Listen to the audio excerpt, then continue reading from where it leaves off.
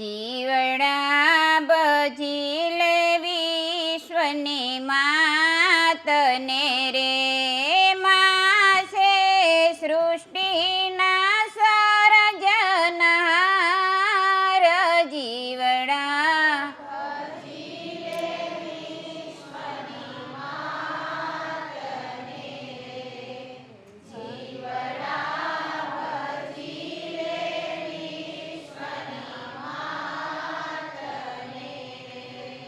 જીવનાની દોરી માના હાથ મારે હે માસે જીવનના તારણહાર જીવડા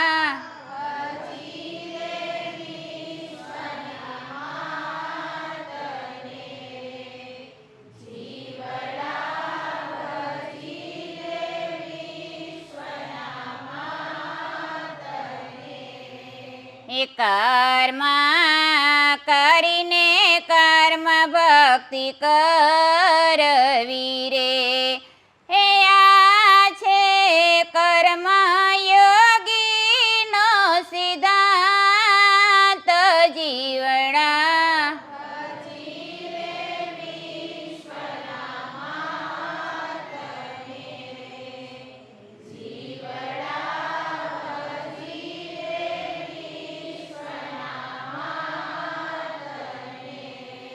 હે રામ ને કૃષ્ણ માને ભજતા રે હે પામ્યા છે મોક્ષના રે દ્વાર જીવડા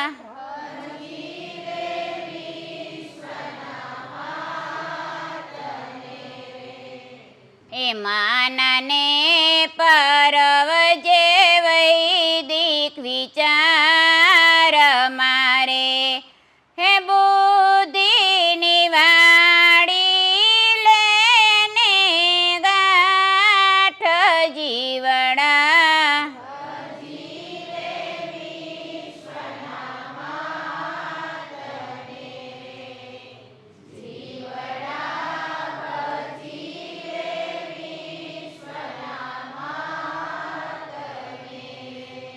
હે માસે સૃષ્ટિના સર્જનહાર જીવડા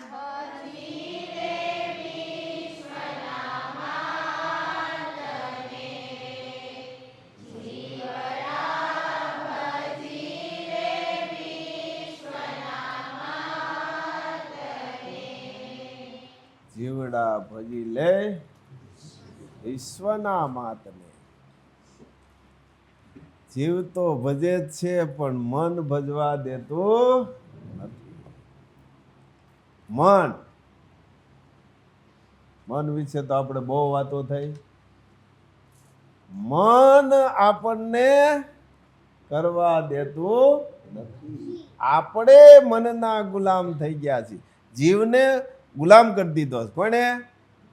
મને. નકર મન ગુલામ હોવું જોઈએ. કોનું? જીવનું. જીવાત્માનો ગુલામ મન હોવું જોઈએ. એને ઉલટું કરી નાખ્યો. અત્યારે આમ હોય તો મનનું ગુલામ કોણ બને? અને નકર જીવાત્માનું મન બને. જે સિસ્ટમ જે આમ છે તેને પાછી આમ કરો. વાસ્તવિક આ સિસ્ટમ છે. કરી નાખી આમ, ભલે કરી નાખી પણ પાછી આમ કરી દે. જય મા સુંદરી. મંજિલ વિના માર્ગ નહીં, લક્ષ વિના જીવન નહીં. કહેવાય છે ને, લક્ષ વગરનો માનવી લાશ સમાન છે. પરંતુ લક્ષ એટલે શું? લક્ષ કોને કહેવાય? લક્ષ કેવું હોવું જોઈએ? શ્રી મહાપાત્ર કહે છે કે લક્ષ એટલે કે ધ્યેય. આપણે એક લક્ષ્ય નક્કી કર્યો હોય કે મારે આ કાર્ય કરવું છે અથવા તો મારે અહીંયા સુધી પહોંચવું છે. જ્યાં સુધી ત્યાં ન પહોંચીએ ત્યાં સુધી તે લક્ષ્ય પર મંડ્યા રહો. અને હા, લક્ષ્ય મળી ગયા પછી પણ તેમાં ટકી રહેવું અને તે ધૂળમાં ન ભળી જાય તેનું ધ્યાન રાખવું. સ્વામી વિવેકાનંદ કોને યાદ ન આવે જ્યારે પ્રશ્ન લક્ષ્યનો આવે. ઉઠો, જાગો અને ધ્યેય પ્રાપ્તિ સુધી મંડ્યા રહો. પરંતુ આજના સમાજના ધ્યેય કેવા છે? પેલા વ્યક્તિએ બંગલો બનાવ્યો તો મારે પણ તેનાથી સારો બંગલો બનાવવો છે. પેલા વ્યક્તિએ નવી ગાડી લીધી તો મારે પણ તેના કરતાં સારી ગાડી લેવી છે. બસ પેલા વ્યક્તિએ કર્યું તેના કરતાં મારું સારું હોવું જોઈએ. બસ આવા જ દેખાદેખીવાળા કાર્યોને પોતાનું ધ્યેય માનીને આખી અનમોલ જિંદગી તેમાં જ વેડફી નાખે છે. એકવાર શ્રી મહાપાત્રના લક્ષ્ય તરફ દ્રષ્ટિ તો કરીએ. તેમનું લક્ષ્ય હતું સુપ્રીમ શક્તિ સુધી પહોંચવાનું.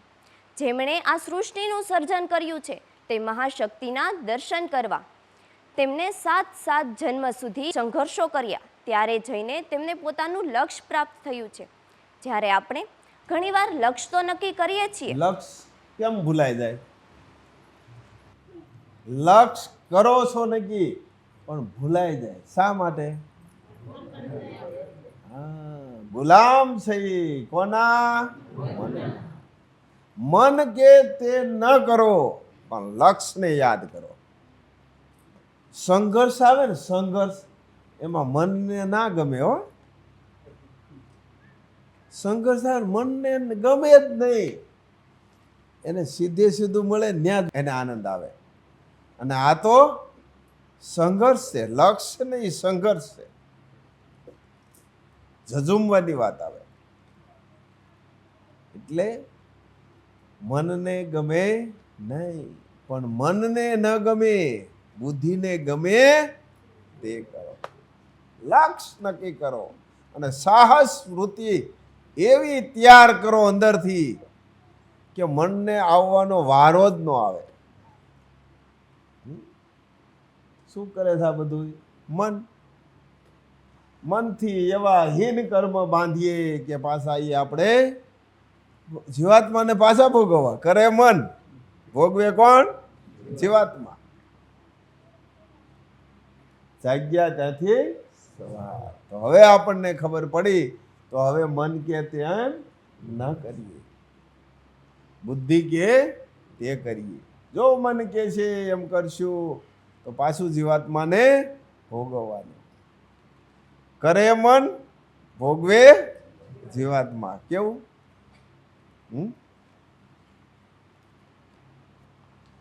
શું કરવું પડે આપણે? મન કેમ કરવાનું? ઊભી થઈને કે મન કેમ?